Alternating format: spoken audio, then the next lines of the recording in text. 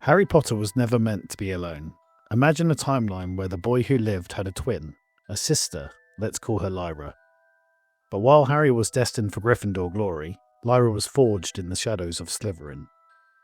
Today we are rewriting the Wizarding world to answer one question. What happens when the Chosen One has a sister willing to burn the world down to save him? We start on that fateful Halloween night. Lily and James Potter have twins, Harry and Lyra. The prophecy applies to both, but Voldemort chooses Harry as the primary target. When the killing curse is fired, the magical backlash is focused entirely on the boy. Harry receives the lightning bolt scar and absorbs the horcrux fragment. Lyra is saved by the blast radius of her mother's love, but she is physically unmarked. This distinction defines their lives. They are sent to the Dursleys, and while the old magic of Lily's sacrifice runs in both their veins, the world only cares about Harry. He is the saviour. Lyra is just the sister. They grow up clinging to each other, a two-person army against a hostile world. The sorting ceremony marks the first true fracture in their lives. For 11 years they were a single unit. Now they are placed on opposite sides of a 1,000-year-old war. Harry is welcomed into Gryffindor with open arms, instantly becoming the golden boy, surrounded by warmth and friends. But Lyra, the hat sees the desperation in her, the willingness to do anything to survive, and sends her to Slytherin. Suddenly Lyra is isolated in the dungeons. She quickly realises that being Harry Potter's sister puts a massive target on her back in the snake pit. To survive here, she can't be brave like Harry. She has to be cunning. She learns to trade favours, hide her true feelings, and strike first. Despite the house rivalry, the twins refuse to let go. They form an awkward quad with Ron and Hermione. But the dynamic is shifted. Lyra becomes the group's pragmatist, the one willing to play dirty, while Harry remains the moral compass, constantly pulling his sister back from the edge. But we have to talk about the snake in the room, Draco Malfoy. In the original timeline, Draco rules Slytherin unopposed because of his father's money and blood status. But here, he has a massive problem. Lyra Potter isn't a scared mudblood or blood traitor Weasley. She is a half-blood, yes, but she is also a Potter. By their third year, a cold war breaks out in the dungeons. Draco tries to bully her using the Potter Stinks badges and mocking her brother. But Lyra doesn't retaliate with emotional outbursts. She retaliates with cold, hard politics. She realises that while Draco buys loyalty, she can earn it. She starts targeting the students Draco ignores, the smart ones, the half-bloods, and the purebloods who are tired of Malfoy's arrogance. She helps them ace their potions essays and teaches them defensive spells Draco doesn't know. By the time Prisoner of Azkaban arrives, the Slytherin common room is split down the middle. You have Draco's faction, the loud, traditional pureblood supremacists, and then you have Lyra's faction, the ambitious, talented students who realise that while Malfoy talks about power, Lyra is the one actually wielding it. And then there's Severus Snape. In canon, Snape hates Harry because when he looks at him, he sees James Potter's arrogance. But when he looks at Lyra, he sees a ghost. She looks exactly like Lily, but she wears the green robes of his own house. She sits in his classroom, brilliant at potions, quiet and observant. For Snape, this is psychological torture. He cannot bully her the way he bullies Harry. Every time he goes to sneer at her, he sees the woman he loves staring back. This changes the dynamic entirely. He becomes harder on Harry, taking out his confused frustration on the Gryffindor twin, but he becomes strangely protective of Lyra. He grades her harsher than the other Slytherins, pushing her to perfection, almost trying to mould her into the witch Lily should have been. It's a twisted mentorship. Lyra learns her occlumency not from Dumbledore, but from Snape, recognizing that he is the only teacher who understands that sometimes, to do good, you have to be comfortable in the dark. The isolation reaches its peak in their 4th year. When Harry's name flies out of the Goblet of Fire, Lyra is paralysed by a new terrifying feeling. Helplessness. For the first time, she cannot stand beside him. The tournament rules separate them. She is forced to sit in the stands, a spectator, watching her twin face dragons and drowning alone. Every task is a reminder that she isn't strong enough to keep him safe. The Yule Ball becomes Lyra's debutant ball. While Harry and Ron are panicking about dates, Lyra treats the evening like a tactical operation. She knows she needs allies outside of Hogwarts. She doesn't go with a friend. and she certainly doesn't go with a romantic interest. She shocks the entire school by attending with a Dunstring student, not Crumb, someone close to Karkaroff. It's a power move. She spends the entire night gathering information on how the dark arts are taught abroad, listening to whispers about Grindelwald's old symbol. While Hermione is having her Cinderella moment, Lyra is in the shadows of the dance floor, networking. She realises that the wizarding world is bigger than Hogwarts, and if she wants to keep Harry safe, she needs to know what threats are coming from across the ocean. But the breaking point is the third task. Harry disappears into the maze and returns, clutching Cedric's dead body, traumatised by the graveyard and the return of Voldemort. Lyra sees the aftermath, Harry shaken, broken, having faced the Dark Lord, with nothing but a disarming charm. She realises that while she was cheering from the bleachers, Harry almost died.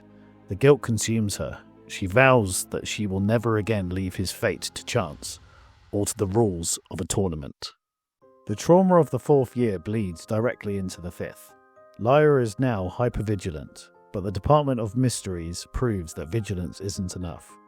She stands in the ruins of the Ministry, watching the Order of the Phoenix fail. She watches Sirius Black fall through the veil. She sees Harry's Gryffindor heroics nearly get him killed again. In that moment, Lyra snaps. She decides that the light side is weak. Relying on hope, kindness, and Dumbledore's cryptic riddles is a death sentence. She concludes that the only way to prevent another graveyard, another Cedric, or another Sirius is to stop playing defense. Lyra realizes that a disarming charm won't stop a Dark Lord. She needs a weapon of mass destruction. She disappears into the Room of Requirement, bypassing the standard curriculum, and diving into the darkest texts imaginable. She isn't looking for forbidden curses, she is looking for fiend fire. This isn't just a spell, it's a chaotic beast, living, cursed fire that consumes everything in its path. We saw Crabbe die trying to cast this in the original timeline, in the books. But Lyra, she pours every ounce of her obsession into mastering the Inferno. She spends months turning the most volatile magic in existence into her personal guard dog. This is her guarantee. She will not fail Harry again. The turning point isn't the war itself, but the night Dumbledore dies. When the headmaster falls from the astronomy tower, Harry is shattered by grief. The Order is in panic, but Lyra, she doesn't mourn. She stands over Dumbledore's body and realises the safety net is finally gone. The time for school rules is over. During the Horcrux hunt, the dynamic shifts completely. In the original timeline, the trio wanders aimlessly, starving and arguing, with Ron eventually leaving. But here, Lyra refuses to let them crumble. She becomes the group's terrifying efficient general. When food runs out, she doesn't fish or forage. She steals from Muggle farms, using memory charms without hesitation. When the Locket Horcrux tries to corrupt them, it feeds on Ron's insecurity and Harry's anger. But when Lyra wears it, the locket tries to tempt her with power, showing her visions of herself as a dark queen. But Lyra laughs at it. She doesn't want to rule the world. She just wants to keep her brother in it. Her singular obsession with Harry makes her immune to the Horcrux's ambition. The ultimate test comes at Malfoy Manor. When the Snatchers catch them, it's Lyra who takes charge. While Hermione is tortured by Bellatrix Lestrange, Lyra doesn't scream. She analyses. She recognises that Bellatrix respects strength, not mercy.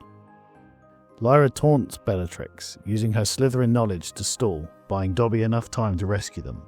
She leaves the manor not as a victim, but as a survivor, who looked the wildest Death Eater in the eye and didn't blink. Before we head into the final battle, I have a question for you. Lyra has crossed a lot of lines to get here. She's using unforgivable curses, fiend fire, and manipulation. So here's the question. Do you think the ends justify the means? Is Lyra a hero for doing whatever it takes to save her brother? Or has she officially become the villain? Let me know in the comments. Would you use dark magic to save your sibling? When Dumbledore dies and the truth about the Horcruxes is revealed, the puzzle finally snaps into place for Lyra. The scar, the connection, Harry is the final Horcrux. She realises the endgame before anyone else. Harry has to die. They enter the Forbidden Forest together. It's a heartbreaking reversal of roles. Usually Lyra protects Harry, but this time Harry stops her. He knows what he has to do. They make a pact. Harry will face Voldemort to trigger the endgame, and Lyra must survive to finish it. As they approach Voldemort in the Forbidden Forest, he raises the Elder Wand. The green light flashes, but in a twist of cruelty, he aims not at Harry, but at Lyra, the spare. In a split second, Harry does exactly what his mother did 17 years ago. He throws his body in the way. The curse hits, Harry falls, and the horcrux inside him is obliterated. Voldemort laughs, thinking he's won, but he has just made a fatal error. By dying willingly to save his sister, Harry has activated the sacrificial protection. A shield of old magic now covers Lyra, and Voldemort cannot touch her. Lyra stands up. She doesn't scream, she doesn't cry. She unleashes hell. She casts fiend fire. The cursed dragon erupts from her wand, a tidal wave of flame that devours Nagini instantly.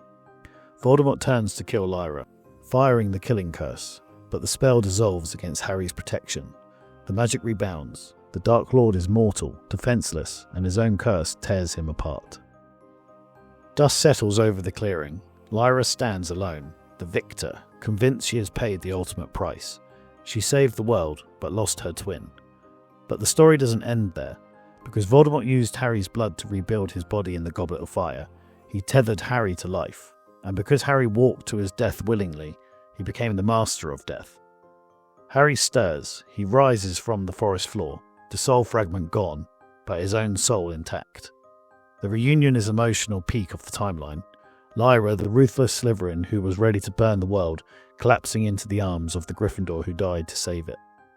They defeated the Dark Lord, not as the boy who lived, but as the twins who conquered, proving that while Lyra had the power, it was their bond that held the true magic. And there we have it, a timeline where love saved the day, but dark magic paved the way. The wizarding world is safe, but is forever changed by a Potter who wasn't afraid to let the world burn to save her family. If you enjoyed this deep dive into Slytherin's sister timeline, make sure to hit that like button, it really helps the channel. And if you want to see more rewritten history, subscribe and turn on notifications. Thanks for watching, see you in the next one.